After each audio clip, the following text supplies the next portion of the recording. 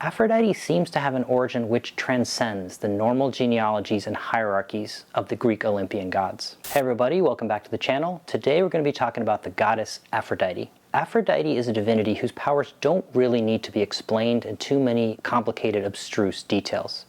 As the goddess of sexual love and intimacy, she is relatable in ways that other divinities just aren't.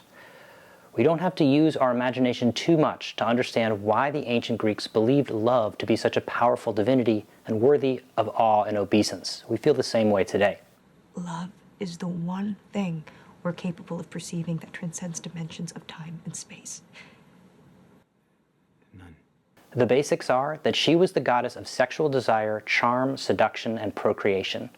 She was the one, not Zeus or Demeter, who ensured the continuation of the human race. In the epics of Homer, she is described with the formula daughter of Zeus, and she's given a certain Dione as her mother.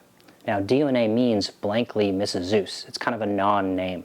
But the more famous story comes to us from the Theogony. According to Hesiod, it was the elemental sky god Ouranos, husband of the earth Gaia, who refused to allow his children to emerge into the light. So, as Ouranos lay embracing Gaia, Kronos, his eldest son, the smartest and trickiest of his children, lopped off his father's genitals with an adamantine sickle and threw them backwards into the sea. As the ocean waves swept them away, a white foam, Aphros in Greek, gathered about them, and in the foam a woman appeared. She was carried on the waves to Cythera and from there to Cyprus. She stepped ashore on Paphos, an awesome and beautiful goddess, Aphrodite born of the foam. We're also told that at the very beginning of the universe, at the first cosmic differentiation of the elemental powers, there was a separation of heaven and earth, and the power of union and generation also appeared at just that moment. It was Eros, another word for love, which was later figured as the young companion of Aphrodite, who came out of this void along with Chasm and Tartarus. Back on Earth, Aphrodite was connected to two different geographical origins. One is western, the Peloponnesian island of Cythera, and the other one is eastern, Paphos, on the western coast of Cyprus. Both were cult centers of Aphrodite, and both reflected different cultural understandings of the nature and scope of her powers. It comes to us from Herodotus that both the temple on Cyprus and the temple on Cythera were founded by Phoenicians who actually emigrated from a Syrian temple to Aphrodite Ourania. Behind the figure of Aphrodite, there clearly stands the ancient Near Eastern goddess of love, Ishtar Astarte, divine consort of the king, queen of heaven, and prostitute all in one. If we're looking for the origin of Aphrodite, we have to look to Cyprus. The most splendid of Aphrodite's cults in the ancient world can be found at Paphos. It was there, if anywhere, that Aphrodite was assimilated to the Syrian Phoenician Astarte. Now in the late Roman period, pilgrims from all over Cyprus and from afar would walk in a procession along the road from Nea Paphos to the sanctuary at Paphos. The cult there banned blood sacrifices of animals, which ironically implies that they were common in earlier periods. The goddess was worshipped with incense and pure fire. The pilgrims were then initiated into a sect or mystery and were given, after paying a coin, a phallus, and a price of salt as price for their attendance. The cult icon of Aphrodite at Paphos was just a big volcanic rock, a squat image of the goddess crowned by a kind of conical double flat cap in cult. Paphos on Cyprus is already Aphrodite's home in the Odyssey, and from the time of the Iliad onwards, Cyprus is the most common poetic name or epithet for the goddess. The Aphrodite temple at Paphos dates from at least the 12th century, the late Bronze Age. It's possible that Aphrodite was introduced to the Greek world then, by the movement of Greek refugees to Cyprus after the Mycenaean civilization and the Hittite Empire fell. The tradition passes down to us two competing stories about how the sanctuary was founded. On the one hand, we have Cinyras, a native Cypriot figure, and on the other we have Agapenor in Arcadian Greek. Now, Cinyras was a proverbially wealthy Cypriot who was extremely old at the time of the Trojan War. In the Iliad, we're told he gives a splendid suit of armor to Agamemnon, but not his actual presence. We hear that he actually promised to send 50 ships to the Greek cause at Aulis, but in the end only sent one, and clay models of the 49 others, which would not be as useful. This unique story may have something to do with the importance of large-scale terracotta sculpture on archaic Cyprus. If Cinyras represents anything, it must be the pre-Greek population of Cyprus.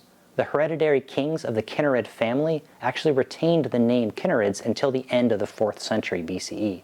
They were rulers of the kingdom of Cyprus. Their word for themselves was Wanasa, or Lord, and at the same time they were high priests of the cult of Aphrodite. Now, Agapenor is another story entirely. He was a Greek from Arcadia.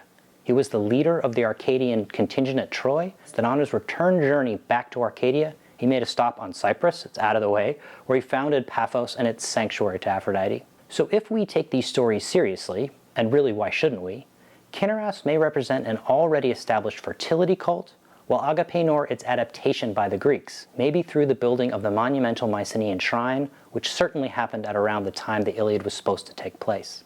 Now, the Phoenician colonization movement, which spread outwards from Tyre and reached Cyprus in the 9th century, happened after this, after the collapse of the Bronze Age civilizations. The Mycenaean temple at Kition was replaced by an Astarte sanctuary probably in the late 9th century BCE by Phoenicians. The thousands of terracotta votives which equate Aphrodite and Astarte date from this period. However, the goddess is not named Astarte before the 3rd century BCE. She is always called Ourania, queen on Cyprus. The votive dedications are of female figures, often with raised arms, and range from handmade, primitive snowman-type figurines to near life-size statues of excellent workmanship and skill that must have given rise to the myth of Cinyras. On the one hand, the cult name Ourania and the goddess with the upraised arms of course points to a clear Mycenaean Greek heritage.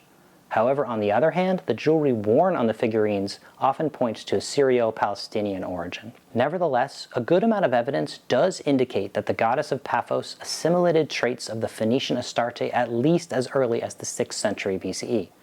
At this same time, we first get the term Ourania replaced by Aphrodite Paphia, and the process is complete. It's important to remember that it was a fairly confused situation on Cyprus, and this is common with a polytheistic situation. However it happened, golden Aphrodite, the lovely goddess of love, made her way to Greece somehow, and in Greek literature she is an irreplaceable figure. In the 4th century, we find Aphrodite separated into two aspects: a higher celestial love, Aphrodite Ourania, and a love connected to the demos, the whole people, Aphrodite Pandemos, who is responsible for lower or prosaic day-to-day sexual activity, and in particular prostitution. Both of these names of Aphrodite are extremely old. Both are central to her worship and cult. Both are widespread epithets, and both have important Near Eastern parallels, especially to Ishtar. The heavenly one, Ourania, comes fundamentally from the Phoenician queen of heaven, while Pandemos is a political goddess, the god of the people. It was she who combined the whole demos with the bond and sympathy necessary for the existence and functioning of a state. She was a political goddess. Despite her prominence, a free-flowing acceptance of sexuality was not really accepted, even in Greece. Aphrodite, just like Dionysus, always had a sort of counterculture element running through her cult and her personality. The polis could not give itself over to her completely. Okay, there's a lot more to say, but that's where we're going to leave it on Aphrodite for now. Thank you very much for watching. If you liked this video, if you found it helpful or entertaining or informative in any way, please do like and subscribe. It would really help me out a lot, and I'll see you next time. Thanks a lot.